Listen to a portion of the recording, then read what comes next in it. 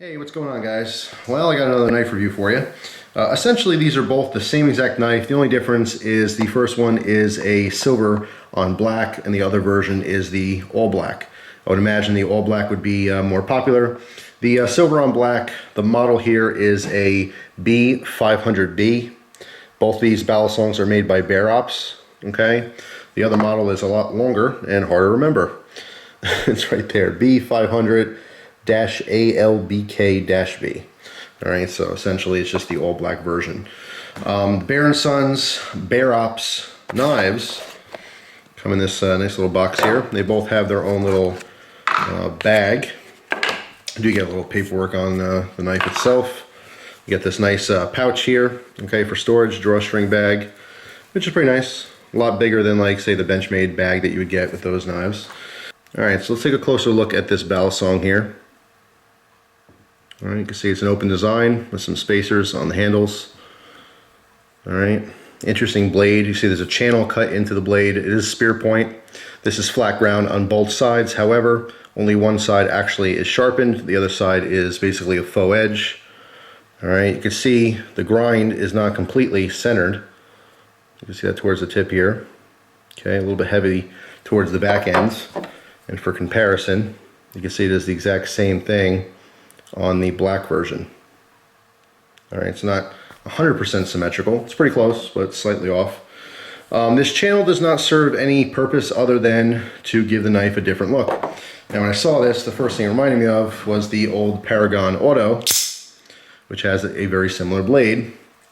As you can see here, spear point with the channel in the middle. The only difference is that this one is dead on symmetrical and sharpened on both edges. But the reason that it's on this automatic knife is because the button actually traveled along this channel until it locked in towards the front there. You can see how it's kind of a round cut. This was a single action automatic, meaning that you push the button and it automatically shoots out, but it does not automatically retract. You have to retract or push that button down and slide this back on the track until it clicked in. All right, so the spring tension built up here, the button would release it. All right, that was a purposeful channel. That serves a purpose, whereas on this knife, it's just for looks, okay? So let's talk about that channel. As far as the looks, I mean, it's kind of give or take. Some people like it because it's different. Some people won't like it.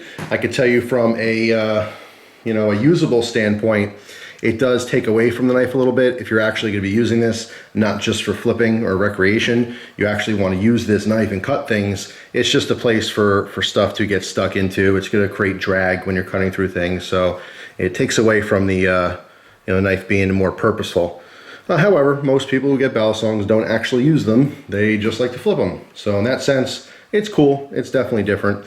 As far as this being a usable knife, it is a very usable knife, other than the channel taking away from its performance. This blade steel is a 1095 carbon steel. We're all very familiar with that. Very good performance, very easy to sharpen.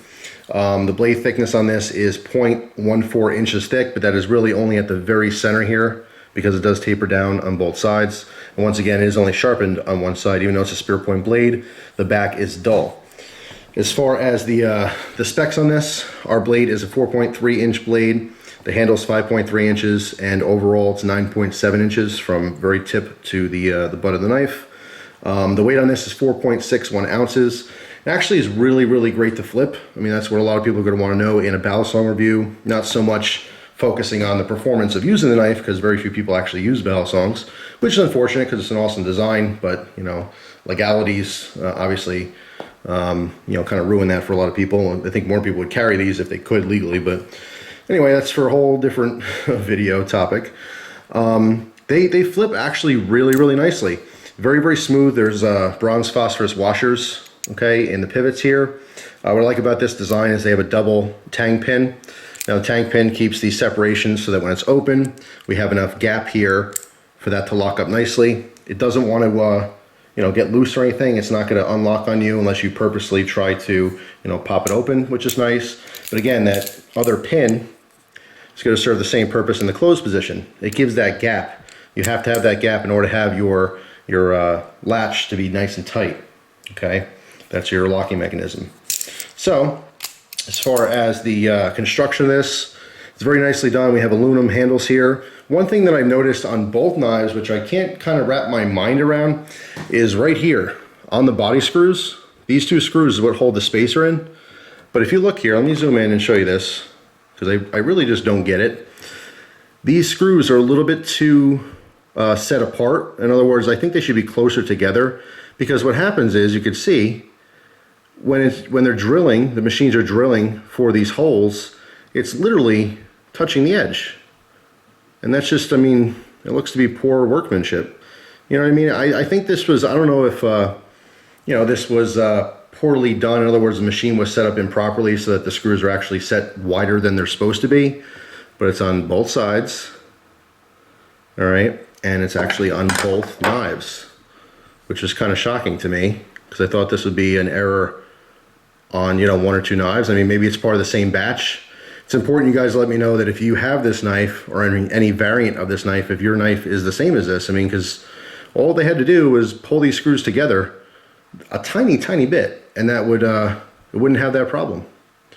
Now, I think for $100, you shouldn't see any kind of issues like this on a knife, honestly. You know, if this is a $15, $20 knife, it might be more forgiving. $100, not so much. You know, I have to say, it really sucks that these screws are like this, as well as this grind line does bother me. You know, this channel is perfectly centered to the blade. Why is that grind slightly off? Let me show you this again, so you can see what I'm talking about. Okay. You see it's very slight, but and let that focus for a second. Do you see where the grind is? It's not completely centered to our blade. And that may not bother a lot of people, but it certainly bothers me, because, you know, it's all about the details. When you're spending $100 on a knife, these are the little things that you don't expect to be wrong with your knife. These screws and how they look, and that grind line being off, is something you'd expect in a $10 or $15 knife. Okay, maybe even like a $20 or $30 knife. And even in today's standards in the knife industry, that's still really rarely seen. Okay, you see stuff like this in $5 and $10 knives, you know, at flea markets. You don't see it on a $100 American-made cutlery. So I have to say that's definitely disappointing. But both of these issues do not affect how this flips, okay? The one thing I don't like about it as far as flipping, and this is, again, something you won't see or hear on a dealer's page, is because this is a spear point blade, even though this is not sharpened, the back part of the blade here, this will start irritating your fingers. When you're flipping and you're doing ricochets, that weight is smacking against your finger constantly, as well as other spots on your hand. All right, so that will start wearing a lot faster and start being sore way more than a traditional style blade, okay? One of my favorite knives I used to own in the past was a Benchmade Model 46. If you guys aren't familiar, the 46 had a spear point blade. It was really cool looking, and I really loved it. But it was also ground with a single edge, but that back was very thin. And that's a big issue I used to have with that knife. So that was part of my collection, and I flipped the 42 and the 47 way more because they had a fatter spine. All right, so when I was hitting my finger, it wasn't hurting nearly as much. This actually causes a lot more hand fatigue when you're flipping. So you may never cut yourself, but just from doing your regular routines, if you're not doing a lot of rollovers, you're doing a lot more ricochets, which in my style of flipping, I tend to do a lot more ricochets than I do rollovers.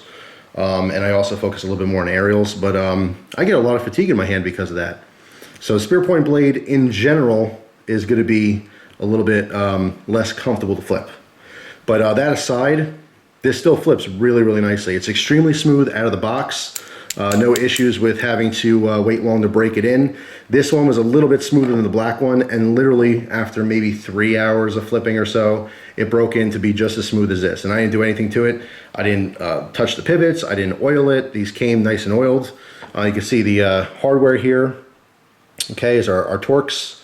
So you can take these apart if you wish to oil them or to Loctite the hardware, which is very important thing for a lot of people. You notice that it is a traditional style T-latch, okay, but there is a latch gate built into the spacers, so this blade will not come in contact with the latch, so it won't damage your tip or the edge of your blade. You know, I gotta say, this is a really tough one, guys. I mean, if this was a folding knife, it had a spear point blade on there and the grind was slightly off, you know, not that big of a deal, definitely something worth pointing out. It would bother me, but some people wouldn't care. But this is really unacceptable. It doesn't matter what kind of knife this is. For $100, That's not an acceptable quality. However, this is not a folding knife, this is a Balisong, and there's such a limited market for quality Balisongs in the $100 range, and really like the $50 to $150 range. Generally speaking, you're gonna spend 5 or 10 bucks on one of these things, or maybe $20, and it's gonna fall apart on you. It's only a matter of time. And it's gonna be dangerous, because when it falls apart, hopefully you're not flipping the thing, you know, and the blade goes flying across the room, or the handle hits you in the eye, or whatever. But on the other side of the spectrum, not a lot of people want to save up $300 or $400 to get a good quality Balisong. So if you are looking for a Balisong for $100 that won't fall apart, I'm going to tell you that these will not fall apart. Even though this screw issue is kind of messed up, it doesn't hurt the integrity of the frame here. It's not going to fall apart because of that. But it still sucks. So what I like to see is I like to see Balisongs really step up their game and fix this issue right here, because if these screws can be moved that much closer together, you would have an amazing Balisong for 100 bucks. Totally worth it. It's a great weight for flipping. It's super smooth. I like the fact that, you know, you can adjust the pivots to be a little bit tighter or a little bit looser depending on your personal needs and wants in your Balisong. I love the double tang pin setup on this. I mean, it's almost like they're stepped up thumb studs. You know, it's like 2 sets of dual thumb studs. They work very well. It stays locked in the open or closed position. The blade steel is good. 1095 is awesome. It's just the downside to here is the details. You know, if the details bother you, yeah, pass it up. Save more money, get something else. But I do recommend, before you actually spend your hard-earned money on it, to contact Balisongs and tell them you want to buy their knife, but they have to fix these problems. If you get enough people that say that to them, they're in the business to make some money. You know, it's not all about making people happy and giving away free knives. They're making a product and selling it. If we tell them as consumers to fix these issues and we will buy their products, they will certainly do so. And you better believe I'm going to send them a nice long email with a link to this video to let them know of this issue. This is a QC issue, quality control. Okay, if they fix this screw thing, yes, I would definitely recommend these. As it sits right now, no. Only because your $100 doesn't deserve this. Okay, this quality should be 20 bucks. But it's not, you know. So my suggestion, email them, make them fix this issue, and once they do, save up for one. So there you go, guys. That's my review on these Balisongs Model 500 Balisongs. They're super cool. I mean, if you don't mind the little bit extra wear in your fingers, they definitely are flippable. I think that's what it comes down to for a lot of people. Yeah, they're not the best to actually use for utilitarian purposes. I mean, that channel is going to, like I said, grab some crap. Just not really the best design to actually use them, but the vast majority of you aren't using these things. You're flipping them around and you just don't want them to fall apart. So that being said, yeah, they won't fall apart. I can contest to that. But this bothers me too much. For a $100 price tag, that has got to be fixed. So I'm going to do my part in contacting them and letting them know, you know, my opinions. And I suggest you guys do the same. Once they get it squared away, we'll have a pretty cool Balisong in that $100 range in the marketplace, which is what we need. We need more companies out there to make $50 to $150 Balisongs. They're actually good quality. And blade steel really doesn't matter. And someone needs to tell these knife companies they're going to make a buttload of money if they can do that. You know, and because people are flipping them more than they are using them, it doesn't matter. You can put some 440C in there, you know, on the cheap. Just make the quality good. You know, give us the adjustable hardware on here so we can, you know, Loctite those screws if we want. I'm telling you, once one of these companies figure this out and they produce, say, a $50 to $75 Balisong that's not too funky looking, you know, traditional look, traditional size and weight and everything else. So you guys heard from me first. I mean, as soon as someone starts making these things, they're not going to be able to keep them in stock. People are going to want to buy them. The demand is definitely there. The supply is not. So hopefully that changes in the future. So thanks for watching. Hope you guys have a great day. And again, very important to me, if you guys have these models, please write in the comments down below. Tell me if your hardware is like that, okay, so close to the edge that it's actually, you know, damaged. All right, look on the inside of that channel. Same deal. All right, it's the screws, both knife models. Just no good. So yeah, that's it. Thanks for watching. Hope you guys have a great day, and I'll see you soon.